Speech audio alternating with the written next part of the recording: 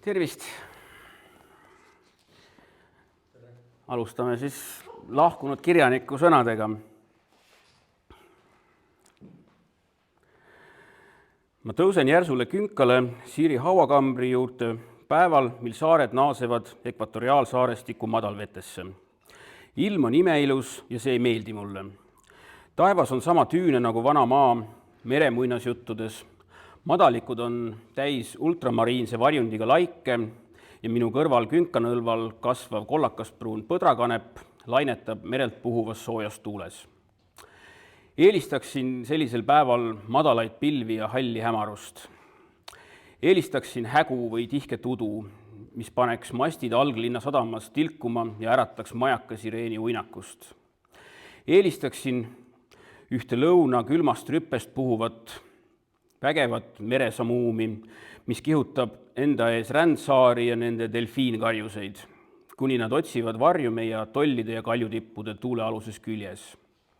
Eelistaksin kõike muud sellele soojale kevadpäevale, mil päike liigub üle nõnda sinise taevavõlvi, et mul tekib tahtmine joosta, laias kaares ringi karelda ja väherdada pehmes rohus, nagu me Siiriga kunagi just siinsamas tegime.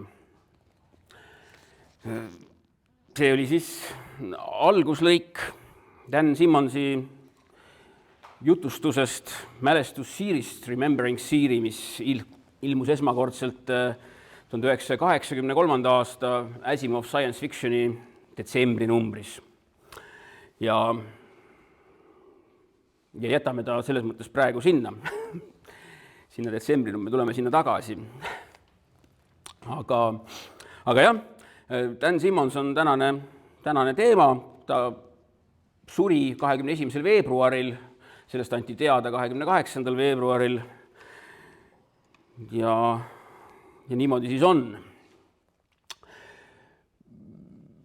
Kuna siin on kõik sellised eakamad inimesed, siis meie sellise põlvkonna ulmeteadusse just ka läbi sellise eestikeelse teksti tuligi ta vist siis esimesena 98. aastal, kui Varraku F-sarjas, üsna alguses see umbes F-sarja 4. raamat või midagi säärast 5-6 võib-olla, ilmus siis Dan Simmonsi Hyperion 1998. aastal, mis kohe ka järgmisel aastal võitis siis Eesti ulmeauhinna Stalker, seda parima tõlkeraamatu kategoorias. Ja Stalkeri võitis ka veel 2003. aastal siis sarja 3. raamat Endymion. Et Simmonsil on 2 Stalkerit ette näidata. Jah, siin lugesin alguses huviga, et palju siin inimesi on ja siis enne saingi vist 15, praegu on mõned juurde tulnud. Et tänapäeval, kes sai mahti vaadata, tuli küll väga väikese etteteatamise ajaga, et seda veebist kanti üle, et kell 12 rääkis Jaak Tomberg ERMis Jakob Urda saalis, mis mahutab ERMi kodulehe andmetel 247 kuulajat, rääkis Jaak Tomberg tund aega ulmest väga hästi, sädelevalt, kenasti rääkis täissaalile, aga see oli ka selle Eesti humanitaarteaduste aastakongressi plenaarettekanne, et väga tähtis asi, selline suure saali üritus. Ja ma just nagu mõtlesin, et meil siia saali vist kõige rohkem inimesi on mahtunud, on seal veidi üle 50 või kuidagi niimoodi, et meie siin teeme nagu alati veidi kammerlikumalt ja loomulikult need 250 pluss inimest, kes seal tihkelt selles saalis istusid, ei olnud kõik ulmehuvilised, et seal oligi selle humanitaarteadlaste selline koorekiht oli koos. Aga ikkagi oli tore vaadata, et nii palju inimesi kuulas tund aega huviga ja et tõesti ettekandjaga ulmest sellisel hästi elegantsel ja lahedas vormis ja ka väga asjaliku sisuga ettekanne oli, nii et soovitan järele vaadata veebist. Aga ma küsingi nüüd siia igaks juhuks vahele, et kui paljud siin saalis olijatest on nüüd lugenud Viimasest reaktorist minu seda Dan Simmonsi järelehüüet? 1, 2, 3, 4, 5, 6, 7. No, pooled inimesed on kodutöö ära teinud. Jah, et siis ma seda umbes tean, kuidas rääkida. Aga tõesti, et jah, me oleme siin uute raamatute ilmumise puhul rääkinud, eks ole, paljudest sellisest veidi võib-olla vanema põlve ulmekirjanikest vähe vähe sellistest, kes on juba nagu meie enda eluajal ja meie enda ulmehuvi ajal nagu reaalajas kirjutanud ja olnud kirjanikud, neist lääne kirjanikest on nagu vähem juttu olnud, et noh, eks me siin muidugi Alastair Reynoldsist oleme rääkinud ja mõnedest veel, aga üldiselt jah, sellistest moodsamatest kirjanikest väga ei ole, et rohkem on olnud sellised klassikute põlvkonna liikmed. Et eks noh, see on ka vast jah sellepärast, et need Simonsit ju eesti keeles ongi need 4 Hyperioni raamatut, mis siis ilmusid 1998, 2000, 2002 ja 2006.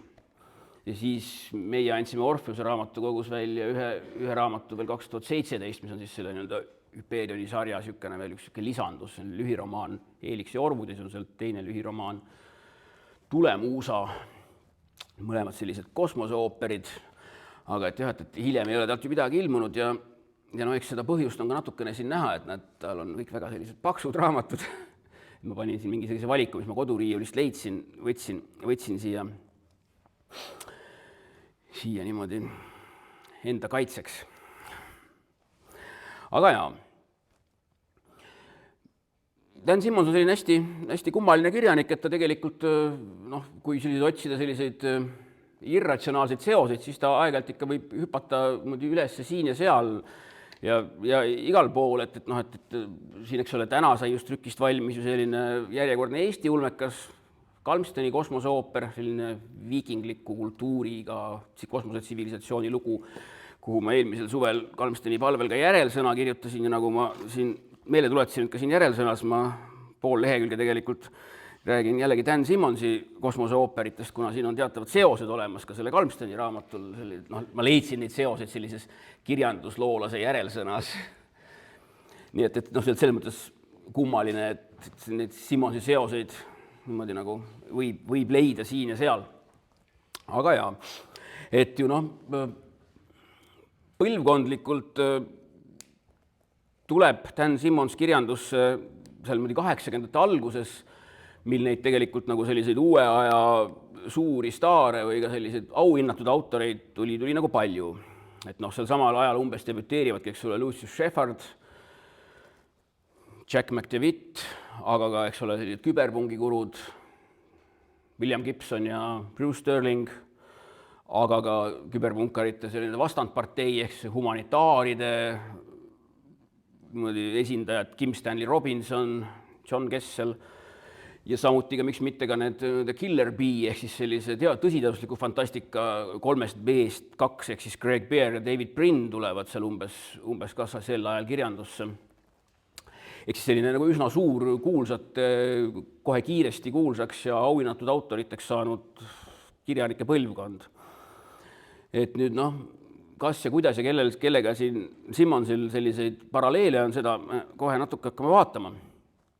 Aga jah, et no tegelikult nii nagu ka näiteks Brit Paul McCauley, kes ametlikult vist debüteerib kunagi 84 või 85, aga ka näiteks McCauley saatis juba 75. aastal ajakirja If ühe jutu, mis ka vastu võeti, aga siis pandi ajakiri kinni, et see ei saanud seal ilmuda ja siis niimoodi tema karjäär hakkaski alles 10 aastat hiljem. Et samamoodi ka tegelikult Simmons juba püüab ulmesse tulla 70ndate lõpul ja ta saadabki juba seal paar juttu ajakirjadele Galaxy ja Galileo kunagi 78, 79 ja need ajakirjad ka täpselt pärast seda, kui nad on selle jutu vastu võtnud, avaldamiseks ära ostnud, siis nad suletakse. Jah, aga jah, et kunagi see debüüt nagu jäi ära. Tollet tegutses õpetajana, noh, niisuguste 5.–6. klasside keele- ja kirjandusõpetajana. Ja siis 81. aastal ta võttis osa ühest sellisest kirjanduslikust seminarist, või kus nagu Ameerikas, kus õpetatakse nagu selliseid noori algajaid kirjanikke, neile kirjanduslikke võtteid, kus tuntud kirjanikud siis tulevad, teevad sellist simultaani. Ja siis seal oli selleks juhendajaks Harlan Ellison, sellist ka seal Colorados, mingi Colorado ülikooli juures 81. aastal, ja siis Ellison seal nagu annabki Simmonsile sellise kindla sellise käsu, et nüüd saada need lood kuhugi ajakirja. Ja siis 82. aastal, ja siis ta saadabki samal aastal ja siis 82. aasta alguses tema see debüüt, mis on siis selline noh, nagu õudukas, Tüksi jõgi voolab ülesvoolu või vastuvoolu. Saadabki siis ajakirja, kus ilmubki siis 15. veebruar, ilmub see number, aprilli number, Rod Serling's The Twilight Zone magazine, siis see nagu rohkem nagu õuduskallakuga ajakiri. Ja see lugu võidab kohe ka selle ajakirja aastaküsitluse, kui kõige parem selles ajakirjas sel aastal ilmunud jutt. Ja seal kohe nagu järgneval aastal siis nagu Simmons jõuab kohe ka teistesse suurtesse ajakirjadesse, nagu tollal selline hästi suur populaarteaduslik ajakirja Omni, kus oli siis keskel selline ulmepoogen, mis maksis ka üüratult suuri honorare sellistest tavaulmeajakirjadest 10 korda rohkem. Jõuab Omnisse, jõuab ka nendesse tunnustatud auhinna ulmet avaldavatesse väljaannetesse nagu Asimov Science Fiction. Ja siis ta seal avaldab alguses, eks ole, lühiproosat. Ja 87. aastal ta siis tunneb ennast juba nii kindlana, et ta siis sellest õpetaja kutsest loobub ja hakkab vabakutseliseks kirjanikuks. Et ülikoolis õppiski ta jällegi inglise keelt ja kirjandust ja siis ta 71. aastal, kui ta siis oli mingi 23, siis ta hakkaski tööle kooliõpetajana nende 5. ja 6. klasside kirjandusõpetajana. Ja seda ma ka seal natuke mainin selles reaktori loos, et tal nagu koolis juba kujunes siis oma õpilastega selline nagu tava või harjumus, et ta kogus neist nagu mingi sellise ringi kokku, et seal oli nagu, kellele ta siis hakkas läbi nagu õppeaasta, kestis niisugune nagu sari, kus ta siis neile nagu võttis mingisuguse sellise, nagu hakkas sügisel mingit lugu jutustama, mis siis nagu jätkus läbi terve õppeaasta. Ja siis ka need õpilased, siis nemad nagu pidid seal samal ajal nagu jooksvalt seda nagu Simmonsi jutustatut illustreerima, et sellest nagu pilte joonistama ja nad said ka seal nagu ise nagu panustada, nad arutlesid need tekstide üle ja juba seal, eks ole, Simmons tegelikult nagu teebki nagu hilisemat iseennast, ehk siis ta seal need lood, mis ta seal nagu jutustab, ongi sellised natuke nagu hiljem see Hyperion on, mis on selline nagu öeldakse, et see on nagu niisugune natuke nagu Canterbury lood või Decameron, et sellised nagu üksteise otsa nagu pärlikeena seatud nagu jutud või siis nagu jutt, millest järgneb järgmine jutt, et ka need tema lood olid sellised juba üsna ulmelised, mis ta nendele õpilastele välja mõtles, kus ka mindi nagu ühest maailmast teise ja sealt kolmandasse ja sealt neljandasse. Et selline tema hilisem ühesõnaga mingi stiil või võte tuli juba seal oma kooliõpetaja ajal välja. Aga jah, et oma selle karjääri alguse poole, seal 80-ndatel ta nagu ongi peamiselt selline õuduskirjanik. Aga seda õudust ei tohi nagu mõelda kindlasti mingis sellises vanaaegses, mitte sellises Lovecrafti või M.R. Jamesi laadis, vaid ta tegi nagu ikka sellist nagu tänapäevast õudust. Et tema see esikromaan 85. aastal ilmunud Song of Kali laul, et selle tegevus on Indias, Kalkatas vist, kus on siis selline nagu tänapäeval sellised üsna julmad, jõhkrad õudused. Ja ka 89 ilmunud Carry on Comfort, mille pealkirja ma ei oska tõlkida, kuna see on vist eesti keelde mitte jõudnud luuletuse üks väljavõte. See selgub alles siis, kui see luuletus kunagi eesti keelde tõlgitakse, kuidas seda tõlkida, seda terminit. Ja see on ka jällegi nagu korralik tellis, mis siis on selline nagu klassika sellise nagu tollase põnevuskirjanduse nagu stiilis või võtmes, nagu seal kirjutasid tollal sellised Robert Ludlum ja Tom Clancy ja Jeffrey Archer, et sellised paksud, kiire tegevusega, sellised hoogsad, sellised bestsellerid. Et ka see Simmonsi need sellised õudukad on sellised üsna tempokad ja sellised nagu moodsad raamatud oma nagu tegevusaja või nende õuduste koha pealt, et see Carry on Comfort ongi ju sellistest omamoodi nagu mutantvampiiridest, kes on siis mingi selline nagu salajane selline ühing, kes siis mingi sellised nagu valitseb justkui nagu seda maailma ja inimkonda. Et neil on selline oma selline meetod, kuidas nad nagu selle inimese üle nagu võimu saavutavad, et mul siin seda nagu meelde tuletades neid asju tuli ka kohe meelde, et seda on ju vist ka kirjanik Hargla lugenud ja mulle tuli kohe meelde lühike romaan Suudlevad vampiirid, mis tegelikult ju ka mingit nagu sarnast motiivi kasutavad. Ma muidugi ei tea, kui otsene seos siin on, aga sest selle baasi lugemuse ja seal on umbes 10-aastane vahe ikka olnud ja selle lühema romaani kirjutamise ilmumise vahel, aga sellised paralleele nagu jällegi tekib.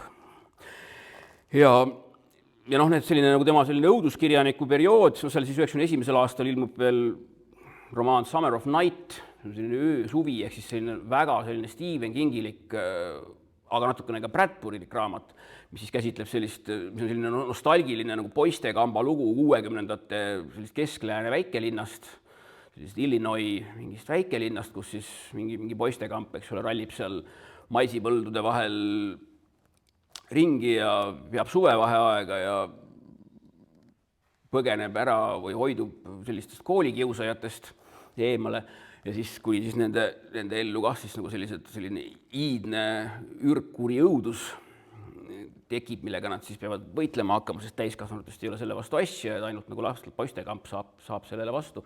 Ehk siis siin jällegi leitakse, siin on kohe nagu Stephen Kingiga palju paralleele, sest tema just oli 80-ndatel sellest nagu palju kirjutanud, sarnast teemat, olgu ta siis, eks ole, kas Stand By Me lugu või siis It loomulikult siin kohe meenub. Aga jah, et seal on ka nagu Bradburyga palju paralleele nähtud just selline, et see Greentown, Illinois, kus siis toimub, eks ole, võileileveidi tegevus, et see on ka väga nagu sarnane. Ja just selline nostalgiline õhkamine, selline noorusaja järgi, ehk siis sest tegelikult Simmons on siin üsna nagu täpselt just seda omaenda nagu poisipõlve palju sinna sisse pannud, sellise autentse koha ja ajastu nagu autentsust loonud selle läbi. Ja sel perioodil, eks ole, kui Simmons neid peamiselt õudust kirjutab, saab ta kohe ka üks suure nagu auhinnakoorma kaela, eks juba see esikromaan võidab maailma fantaasia auhinna, siis see Carry on Comfort võidab Bram Stokeri, eks õuduskirjandusaasta auhinna ja Briti õudusaasta auhinna, August Derlethi auhinna, see öösuvi võidab Lookuse auhinna ja üldsegi ongi, eks ole, kui nende ulmeauhindade puhul on ju sageli niimoodi, et mingi kirjanik nagu satub mingit tüüpi auhinna nagu selliseks nagu soosikuks, et mõni nagu Bujold, eks ole, kes ilmatu palju Hugosid võitnud seal 90-ndatel, et selline fänni hääletuse lemmik, siis on oma sellised Nebula lemmikud olemas, et kolleegipreemia lemmikud on olemas, aga Simmons on just üks neist, kes on selle ajakirja Locus, selline nagu ulme asjatundjate ajakirja lugeja küsitlus, selle ajakirja neid Locus auhindud on vist kokku 12 tükki, et ta on nagu selle Locuse preemia selline pailaps või lemmiklaps olnud eri kategooriates. Et eks need nagu näitavad midagi, et mis kirjanikku, mis tüüpi grupp siis nagu hindab. Ja seda, et Simmons oli juba üsna algusest peale suhteliselt nagu valmis kirjanik, seda vast nagu näitabki see, et eks ole, kui tema see debüütjutt ilmub seal 82 aasta kevadel, siis sama aasta sügisel ajakirjas Omni juba ilmubki ühe tema hilisema romaani selline nagu algjutt või algmaterjal. 83. aastal ilmub sügisel sealsamas Omnis siis selle Carry on Comforti, mis ilmub ise palju hiljem, ka selline nagu jutustuse versioon või algversioon. Ja siis samamoodi, eks ole, detsembris 83 ilmub selle sama nagu Hyperioni selline algidu või selline see, mille ümber see Hyperioni ehitamine pihta hakkab. Ehk tegelikult see on Loomingu esimesel aastal, kui ta avaldab 82-83 juba tulevad tegelikult tema sellised nagu hilisemad põhiasjad nagu välja. Ja ta juba teeb neid, et hiljem ta muidugi teeb neid paremini. Aga et jah, et juba siis on, kuigi üldiselt eks ole õuduslood, siis see nagu Siiri lugu on ikkagi selline kaugtuleviku selline traagiline armastuslugu või ka, kus on palju selliseid ulmelisi võtteid sees, nagu eks ole, tähelaevaga külas käiv tegelane, kes nagu üldse ei vanane, aga siis, kuidas seal planeedi peal see tütarlaps järjest vanemaks jääb ja nende see traagiline armastuslugu. Ehk siis, et natukene ka juba seda science fictionit on seal tema nagu Loomingu alguses tegelikult nagu näha, et ei ole ta midagi, ainult õuduskirjanik. Aga jah, et nüüd selle Hyperioni juurde minna, siis ju siin nagu tuleb tagasi minna sinna nüüd jälle üsna kaugesse minevikku, ehk siis sinna 1959. aastasse, et seda ma ka seal artiklis tsiteerisin seda tema enda mälestuskildu, aga see on siin nagu hästi oluline, et see tuleb uuesti üle rääkida, linti ka. Ehk siis, et teadupärast siis Simmons, kes oli siis 59. aastal 11, tema sünniaasta 48 oli, ja siis sai vanemalt vennalt, kes juba ei elanud nendega koos, või tuli temast aastat 15 vist vanem, sai jõulukingiks 2 sihukest hiiglaslikku kastitäit Ace Double sarjas ilmunud siis selliseid 50ndate selliseid ulmesid kosmoseoopereid, ulmeseiklusjutte, mis on siis niisugune sari, kuulus sari, kus oli siis nagu noh, et kahelt poolt nagu raamat avaneb ja siis keskel saab nagu kokku ja sellised hästi värvikirevate, eksootiliste, selliste actioni rohkete kaantega sellised nagu ulmeseiklused. Ja noh, neid on ta ise hiljem kokku lugenud, et oli seal 2 kasti peal oligi umbes 200 raamatut, oli neid Ace Double sarja teosid ja lisaks ka siis palju ulmeajakirju, et sealt olla just 50ndate ajakirju, neid fantasy and science fiction, astounding science fiction, galaxy science fiction, lisaks veel suur hulk Jack Vance'i teoseid, kellest me siin ka mõned kuud tagasi rääkisime. Ehk et selline, nagu ta ise ütleb, et siis see talv oli selline totaalne lugemise orgia, kui ta siis nagu 11-aastasena avastas sellise pulpulme või selle ulme oma kõige sellisel nagu sensavundalikumal ja sellisel nagu seikluslikumal moel ja just nagu ahmis endasse kõik need nagu tohutult paljud erinevad sellised ulmeideed või ulmeskeemid või ulmevõtted, mis siis nagu kõik olid nendes seikluslugudes võib-olla kirjanduslikult mitte eriti kõrgel tasemel, valdavalt ikka sellise just nagu lihtsa seiklusulme võtmes sellisel 100-150 lehekülge, enamik need romaanid taskuformaadis, eks ole. Et sellised nagu õhukesed teosed, aga niisugune pedaalpõhjas sellised seikluslood. Ja noh, tänu sellele, eks ole, siis 30 aastat hiljem saigi tulla see Hyperion sellisena, nagu ta tuli ja siis saavutada ka sellise väga suure pauguga tulla, ehk siis ka võita ulmeauhindu ja saada nagu ikka selliseks kümnendi, võib-olla üks olulisemaks romaaniks. Sest kui me ju seda mõtleme, et tegelikult ju see Hyperion, siin on 7 lugu, see esimeses raamatus, et ega tegelikult ju pälvis selle auhinna koorma ju selline pulp kvintessents. Et need 7 lugu tegelikult igaüks eraldi võetuna ongi ju selline nagu varane Ace Double romaan, mingi ulmeidee, 2-3 ulmeidee selline töötlus, aga siis lihtsalt sellises juba nagu moodsas ja ikkagi nagu ülikoolis kirjandust õppinud ja seetõttu sellistest nagu väga paljude klassikalise kirjanduse viidetega ja selliste allusioonidega, et kus on siin viiteid, eks ole, siis Keatsile ja Shakespeare'ile ja kellele kõigile veel. Et neid autorid on palju, kellele siin see sama Geoffrey Chaucer ja miks mitte ka Boccaccio, eks ole, mingil määral. Et selline pulp kvintessents, aga moodsas vormis, sellises nagu tänapäevaselt teostatuna, tegelikult mõjus ka kõigile moodsatele lugejatele niisama hästi, et see oli kohe väärt premeerimist. Ja selles mõttes mina nagu peangi seda Hyperioni mingis mõttes sellest nagu selliseks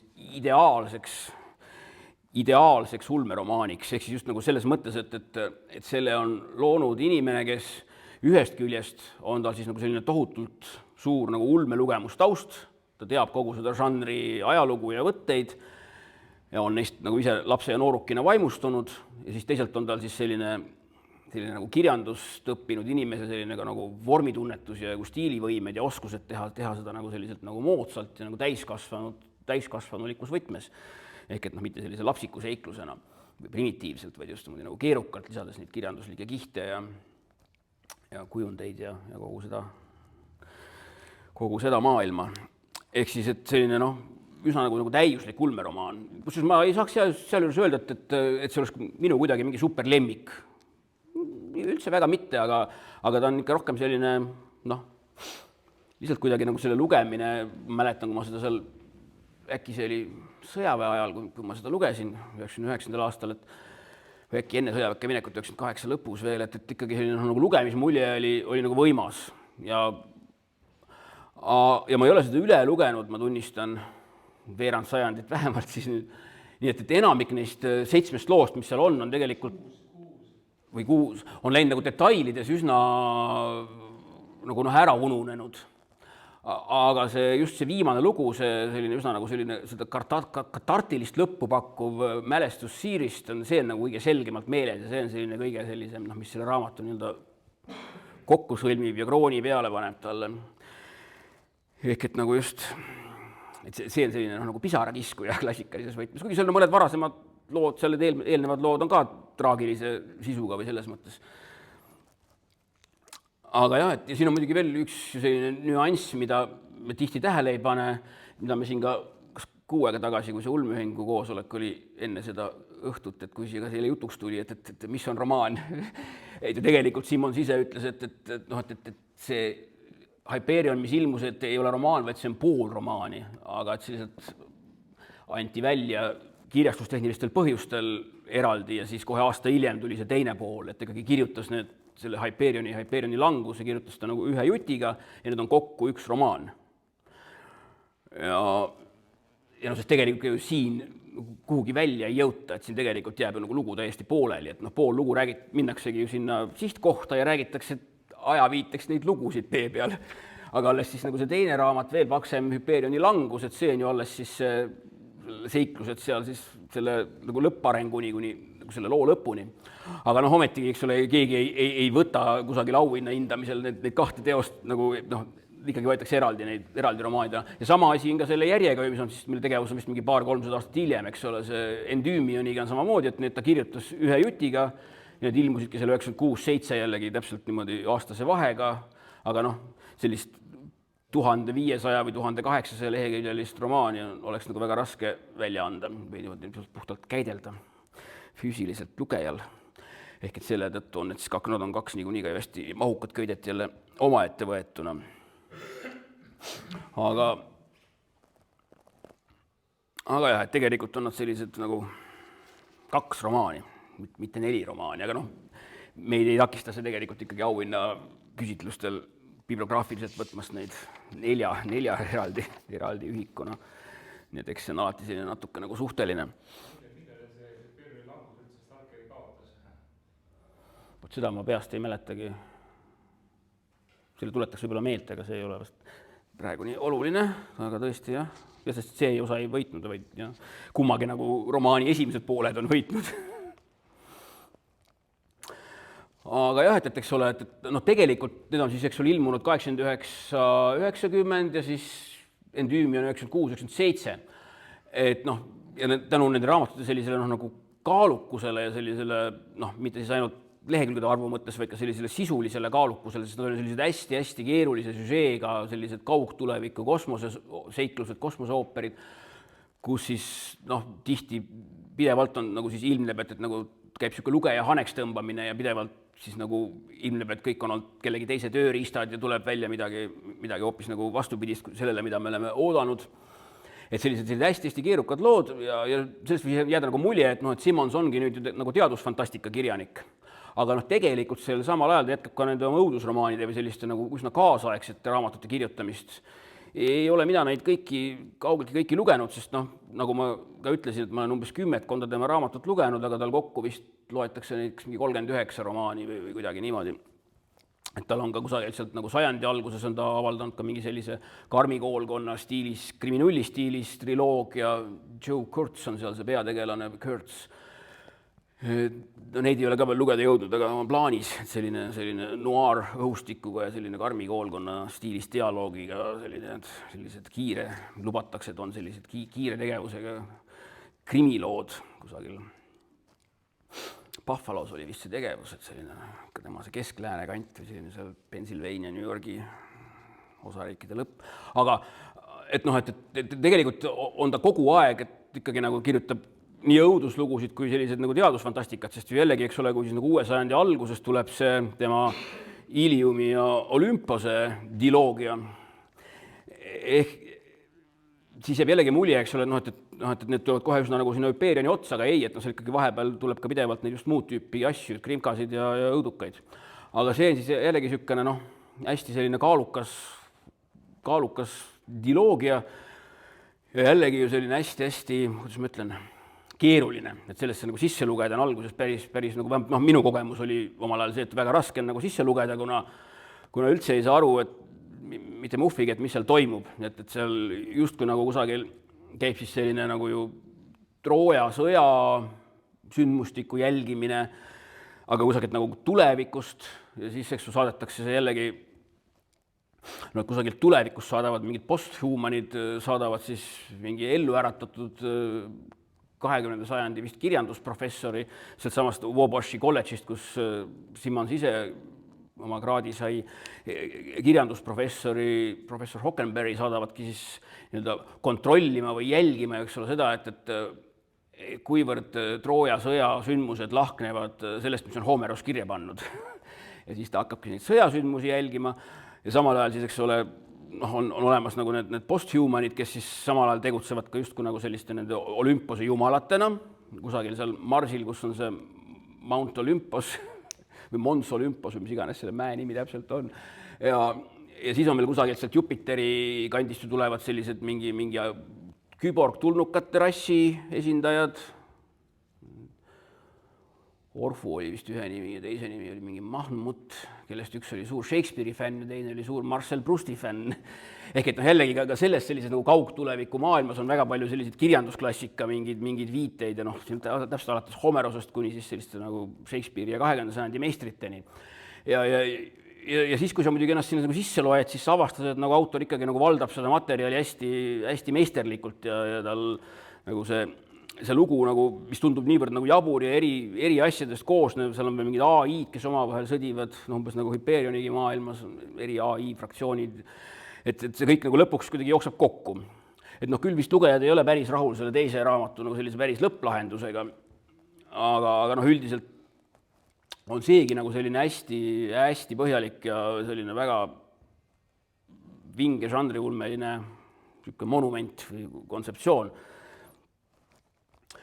Ja see ju nagu ongi see, nagu, mida mina tema kui kirjaniku puhul nagu eriti hindan, et ta saavutas igal alal, kus ta nagu tegi kõigepealt nende õudukatega, hiljem siis Hyperioni asjadega, ta saavutas sellise nagu lugejate armastuse ja ka auhinna žüriide ja auhinna nagu laviini, aga ta ei jäänud nagu siis sellesse asja kinni. Ta tegi midagi teistsugust sinna kohe otsa, et ta ei jäänud nagu sellist ühte suunda või ühte žanri pedaalima, et ta püüdis, nagu, et ilmselt ka endal oleks huvitav, võttis mingeid nagu teistsuguseid asju kohe. Siis ta jälle pärast ka nende teoste valmis saamist ta seal nullindase teisel poolel hakkab jälle tegema sellist nagu ajaloolist õudust, ehk siis tulevad nagu need tellised. Jälle sellised 900 leheküljelised raamatukolakad. Et siis The Terror on siis, kui keegi ka lugenud ei ole, et siis on ilmselt loodetavasti on nähtud see 2019 vist tuli see teleseriaal välja, mis oli selline miniseriaal 10 osa, mis nagu sellest raamatust räägib otseselt. Ehk siis selline see legendaarne ja kurikuulus Sir John Franklini polaarreis 1845-48, mis siis traagiliselt lõppeb. Et selle selline jällegi alati ta valmistas ennast hästi põhjalikult ette, et siin on kogu see, nagu see ajastu autentsus ja kõik need tolle 9. keskpaiga sellise polaarreisi ja merereisi sellised reaaliad on siin kõik nagu hästi põhjalikult ja detailselt nagu teksti peale laiali määritud, et lugeja satub sinna nagu väga-väga loomulikult sinna sisse ja tunnetab ka seal kitsas laevas ise iga keharakuga seda polaari jää peale pressimist ja seda atmosfääri ja seda, kui õudne ja kitsas ja külm ja vastik ja depressiivne seal olla on. Ehk et selles on ta nagu meister ja ja samasugune täpselt on omas võtmes siis see Drood, mida vist natuke vähem inimesi fännab, kuna lihtsalt tänapäeval ei ole enam niivõrd palju maailmas Charles Dickensi fänne olemas. Sest et Drood on siis teadupärast see nii-öelda The Mystery of Edwin Drood on siis see Dickensi kuulus viimane lõpetamata jäänud romaan, surma tõttu pooleli jäänud romaan, mis siis oli üsna nagu erandlikult Dickensi loomingus selline nagu kriminull või nagu põnevuslugu, selline sensatsiooniromaan, millised tegi tollal Wilkie Collins, eks ole, Kuukivi ja Naine valges.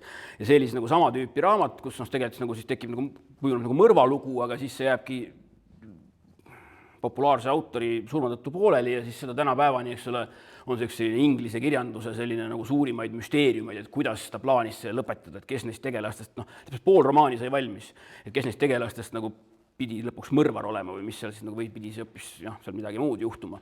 Ehk et see on selline nagu inglaste jaoks olnud alati kui brittide jaoks väga põnev selline kirjanduslik mäng ja sellele on kirjutatud palju neid niimoodi lõppe, et paljud erinevad, kui kirjanikud on proovinud siis nagu oma versiooni pakkuda välja, kuidas lõppeda võiks ja siis ka Simmons hüppab selle ree peale, teeb nagu sellise oma versiooni natuke sellest, kus ta siis nagu kujutabki seda Dickensi viimaseid eluaastaid, kuidas siis nagu Dickens hakkabki siis nagu kohtuma ühe sellise salapärase tegelasega, kelle nimi on Drood, kes on siis natuke näeb välja nagu mingi sükene noh, jumal ei saagi täpselt aru, kas mingisugune golem või Egiptuse muumia või midagi niisugust müstilist, kes alati kusagil mingitel traagilistel hetkedel välja ilmub, noh küll seal romaan algabki sellega kuulsa Staplehursti rongikatastroofiga, kus siis Dickens sõitis ka selle rongi peal, mis siis seal avarii tegi ja siis kuidas ta seal Dickens aitas neid inimesi, tema jäi terveks oma naistega, kes tal seal kaasas olid, aga siis aitas neid inimesi sealt välja ja siis selle jällegi väga värvika kirjelduse, kuidas siis nad seal neid erinevaid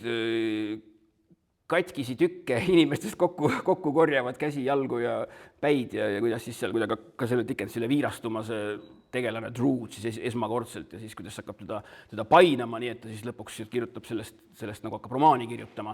Ja noh, selle raamatu siis ongi selline minajutustaja on tegelikult siis see Dickensi sõber ja konkurent Wilkie Collins, kes siis noh, ja jällegi noh, kohe on näha, eks ole, et kirjandusteadlane on selle kirjutanud, sest et noh, see on väga sellises Wilkie Collinsi häälega või Wilkie Collinsi käekirjaga kirjutatud lugu. Aga jah, et miks ta on tõenäoliselt vähem populaarne natukene kui see Terror on sellepärast, et lihtsalt see käekiri on nagu meie ajaks vist tänapäevaks nagu natuke niisugune vanamoodne või sellel ei ole niivõrd palju nagu noorema publiku hulgas austajaid natuke sellisel aeglasel viktoriaanlikul jutustamistiilil. Aga noh, ta on jällegi selline noh, hästi palju on eeltööd ja selline hästi nagu täpne ja on jälgibki seda Dickensi Collinsi elu seal 1860 lõpul nagu väga täpselt ja lihtsalt ja samuti nagu see Terror, eks ole, mis nagu suuresti on ajalooline romaan sellest Franklini polaarreisist, kuidas siis sinna nagu järsku tuleb sisse just ka see üleloomulik õudus, niimoodi hästi nagu loomulikul kombel ja samamoodi ka sellesse Droodi, et noh, tegelikult on see selline nagu noh, nüüd on nagu kirjanduslik romaan, kahe kuulsa kirjaniku nagu lugu, aga siis järsku sinna ka tuleb just sisse selline kootilik, viktoriaanlik nagu selline gaasivalguse õudus, noh nagu me teame sellisest nagu mingist klassikalisest Sherlock Holmesi, eks ole, sellisest miljöö, sinna siis nagu rammib ennast sisse. Ja noh, selliseid romaane tuleb ju siin Simmonsil nagu tema viimase 10 loomeaasta jooksul veel, et neid ma ei ole ka lugeda jõudnud, kuna on lihtsalt temaatiliselt nagu mind on kõige rohkem need huvitanud, aga tal on ju seal üks romaan on mingist 1925. aasta Mount Everesti retkest Abominable, kus siis vist on ka mingisuguseid selliseid noh, nii-öelda lumeinimene jeti mingisuguseid motiive tuleb sisse ja üks raamat on vist Black Hills, Mustad mäed, mis on siis selline kusagil seal 9. sajandi lõpp, 20. sajandi algus seal Ameerikas, natuke seal vist tegevust on Mount Rushmore'i juures, aga seal on ka mingid need indiaani pealikute vaimud või mingi indiaani lapse vaim kuhugi kellegi sisse läheb ja siis et jällegi selline suuresti nagu sellised ajastu autentsed lood mingisugusest perioodist, mis teda hakkas millegi pärast huvitama, kuhu ta siis nagu õrnalt mingit nagu õudust või midagi sellist nagu sisse paneb nagu üleloomulikku. Jällegi ei ole lugenud viimane romaan Viies süda, Fifth Heart 2015, et seal vist on tegelane Sherlock Holmes, kes siis Ameerikasse reisib ja seal ka mingit lugu lahendada aitab, aga keda ka vist väidetavalt kõige rohkem painab seal see probleem, et ta on ju tegelikult mitte päris inimene, vaid kirjanduslik tegelane.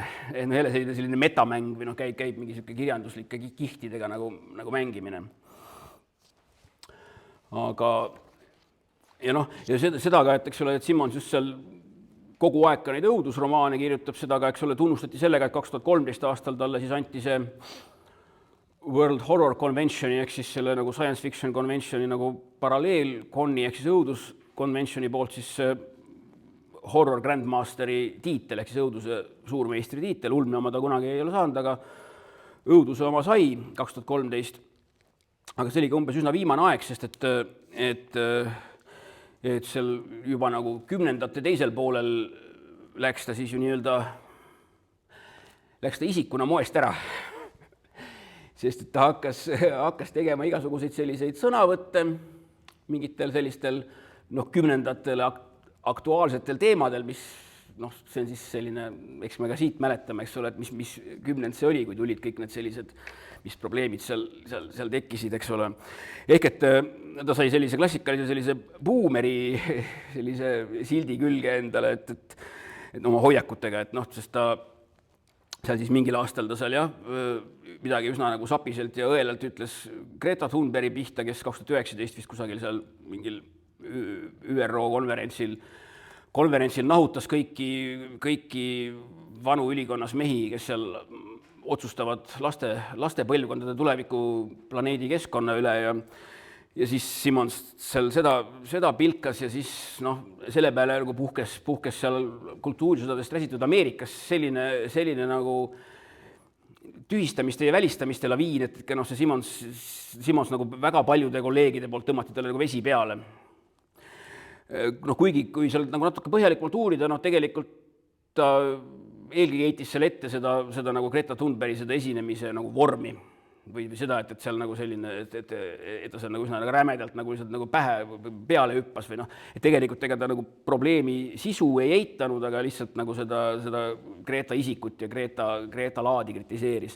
Ja sarnaselt on tal seal mitmete muude teemadega ka, et ta on seal islami kohta võtnud sõna, aga tegelikult just täpselt jällegi selle radikaalse äärmus islami kohta, aga arvata võibki, et kui sa nagu elad ja tegutsed sellises aktiivsete ja kirglike kultuurisõdade kontekstis, nagu see USA 10. aastatel juba oli, et siis iga niisugune sõna nagu see lopitakse üles, see pannakse mingisse sellisesse keeristormi ja läheb ta ventilaatori suunas teele ja seal ei saa enam ühel hetkel keegi aru, et mis siis nagu see tegelik algne point oli, et ta ise seda väga traagiliselt ei võtnud, et ta lihtsalt see kusagil intervjuus hiljem nagu ütleb, et kes nagu tahab vaadata minu seda track recordit, et ma olen alates 70. saadik olnud nagu valinud demokraate ja olnud üpris selline vasakpoolne aktivist ja alati nagu loodushoiust hoolinud ja et see, et te mind nüüd mingi selliseks nagu parem konservatiivseks vanameheks tituleerite, et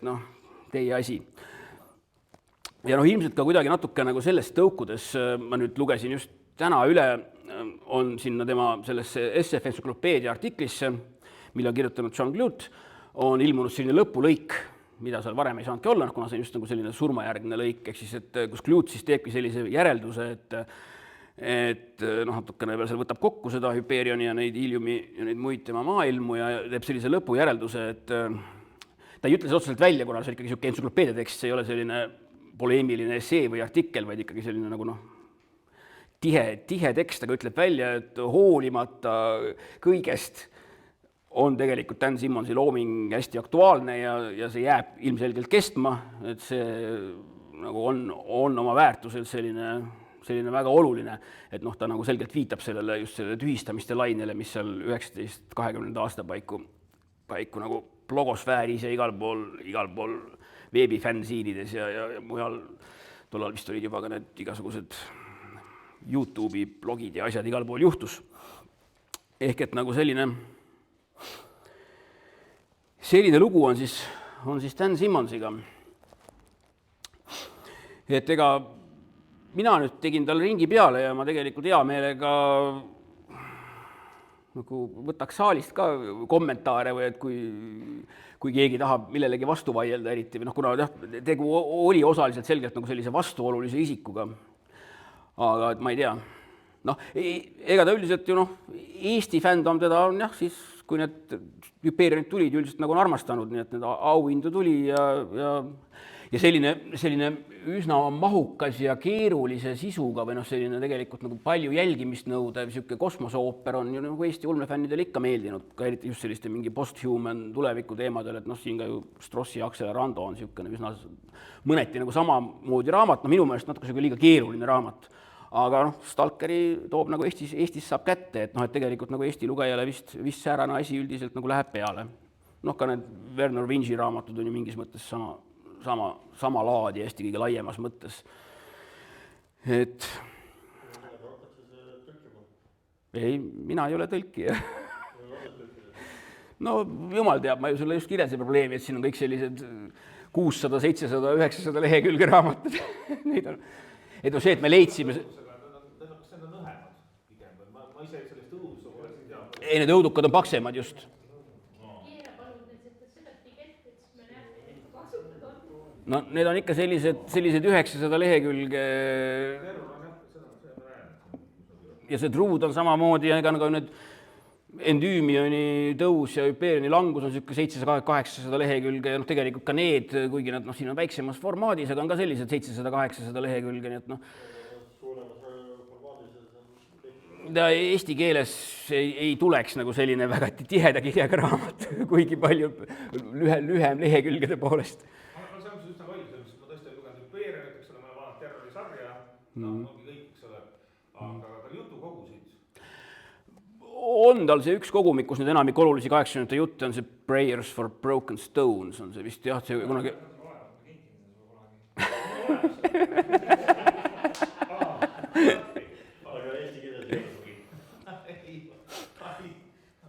Aga noh, et ma ei ole kindel, et kas nagu toda oleks mõtet välja anda, et noh, seal on just ka paljude just nende selliste hilisemate romaanide ja mingid nagu need nagu lood või et noh, väga nagu ei ole jah, et ma ütlen, et me leidsime need 2 tükki, eks ole, see Helix ja Orvud ja see Tulemuusa, mis seal 2007 just ilmus, et noh, tuli see Tulemuusa, Orvud on varasem, et noh, need oli selline üsna nagu selline erandlik nagu leid nende selliste lühiteoste poolest, et noh. Samas muidugi võimalik mitmes osas välja. No jah. Eks ta ongi sellised mahult on selline meie siuke 2 raamatu maht on siuke tema üks raamat, nii et noh. Ja noh, jah, iseenesest see Ilium ja Olympos oleks nagu sellised, mida nagu võiks teha, aga see ongi eesti keeles, oleks ta 4 köidet siis nii, et noh, küll kokku mitte nii paksud kui need Hyperioni omad, aga jällegi selline. No siin ma ei usu, et ma sellega mingi suure saladuse välja räägin, kui ma ütlen, et siin kunagi, kui me siin hakkasime neid oma kirjastusi tegema, see oli siis 2016-17, kui hakkas ka Martin Kivirand tegema seda oma kirjastust, et Paradiis oli vist selle nimi. Paradiis on endiselt, aga nüüd tunnetame. Jah, aga noh, alguses oli ühesõnaga, tal oli see Terror plaanis, et noh, talle ka see raamat nagu väga-väga meeldib ja siis me nagu niimoodi nagu kuidagi jagasime natuke domeene, et ma ütlesin, et okei, et siis ma tahan selle truudi teha kunagi, aga see oli siis, kui ma ka alustasin oma kirjastusega ja mul olid natukene sellised naiivsed eeldused ja lootused. Terrorit ei ole võimalik tõlkida, tähendab, sa pead leiutama kogu selle mere terminoloogia nagu kuskil võtma, eks ole, kus sa võtad selle? No üldiselt purjelaevanduse terminoloogia, merenduse terminoloogia on eesti keeles tegelikult moel teisel olemas. Nõukaajal on niivõrd palju raamatuid ilmunud purjelaevanduse kohta ja just avastusreiside kohta, et noh, see tegelikult see periood on, ei tohiks nagu väga võõras olla ja just sellised ka laevandusterminid peaks üsnagi olemas olema eesti keeles. Tõsi on see, et nad nagu sellisest laiemast avalikkuses ei ole nad nagu teada võib-olla lihtsalt. Pool sellest on kõik ongi nii ingliskeelsed sõnad, mis on... No nagu laevanduses sageli, jah. Ta käis ju seal polaarexpeditsioonil ise,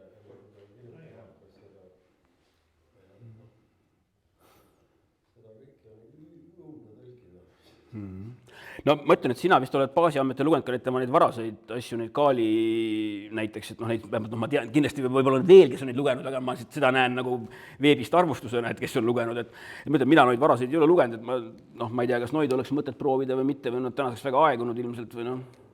No ja ma ütlen, see oli umbes veerand sajandit tagasi või rohkemgi, jah. Ja noh, jällegi ka seal see Carry on Comfort on ka niisugune 700-800 lehekülge jälle, nii et noh, need on sellised probleemsed natukene meie jaoks veidi üle jõu käivad võib-olla. Aga noh, midagi ei saa välistada, et võib-olla kunagi midagi ikkagi tuleb. Nii, aga veel mõtteid, muljeid, enda muljeid. Kas sul on aimu, kas soov seda on neid tehiskive rohkem tõlkida? Pean häbiga tunnistama, et väga ei tea, et noh, kõhutunde järgi ma arvan, et nad võiks olla neid välja andnud küll, neid ikkagi ka just selle Hyperioni menu tuules, et võiks nad olla neid ka teinud, ma pakun, et soome keeles võiks neid mingeid asju olemas olla ilmselt. Aga jah, ma niimoodi peast ei oska hetkel ütelda, aga väga võimalik, et ikka on, jah. Sest noh, oleks neid me võtnud ette nagu seal reaalajas, kui nad ilmusid veel enne seda majanduskriisi ja siis Nullindel, et Nullindel oli nagu natukene niisugune nagu naiivsem vaade asjale ja noh, kuna veel tiraažid olid mõnisada rohkem kui tänapäeval on sellised tõlkeulmeka tiraažid, et siis oleks see võib-olla olnud ka nagu majanduslikult natukene võimalikum välja anda seal kusagil sellel ilusal Ansipi ajal. Jah.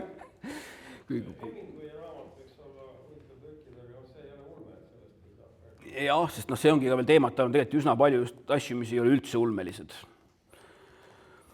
Mina pole lugenud seda, aga ma tean ka, et tal on selline olemas. Ja just need krimkad, mis tal veel on, ja noh, et neid asju tal nagu mida võtta nagu oleks. Krimkad on ka õhemad, nii et võib-olla tuleb krimibuumi raames need kriminullid ette võtta.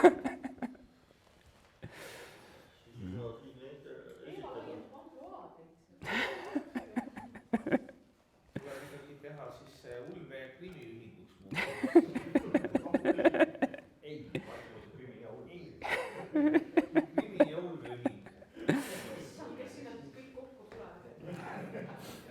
no eraldi see mingi krimiühing on olemas, mida need prouad teinud on ja seal oli ka mingi kusagil Võrumaal või kus need suvepäevad olid ju siin kunagi, need olid sel suvel olid. No kindlasti tulebki, et mõtlen, et selline ühing on tegelikult olemas, nii et aga jah, me läheme siin väga vist teemast kõrvale, vajume väga laiali. Nii et ma ei tea. Ei noh, ja Simons kirjutas ka krimi, nii et selles mõttes ei ole krimi tegelikult jah, siin kuidagi tabuteema. No paljud siin saalis on krimi kirjutanud. Nii et jah. Ma vastan oma küsimusele, et 2001 Stalkeris Perry Langus kaotas Endri mängul. No hea küll. Jah, just täpselt, et see ei ole häbi kaotada.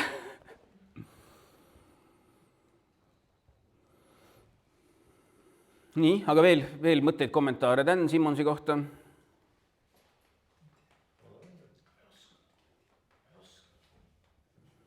Aga kui väga ei ole, siis me vist võime enam-vähem lõppenuks kuulutada selle ürituse, et peaaegu tund on täis saanud. Aga aitäh. Ja kui me ei suuda eesti keele tõlkida, siis peate lugema teda võõrkeeltes, inglise, vene, soome, saksa.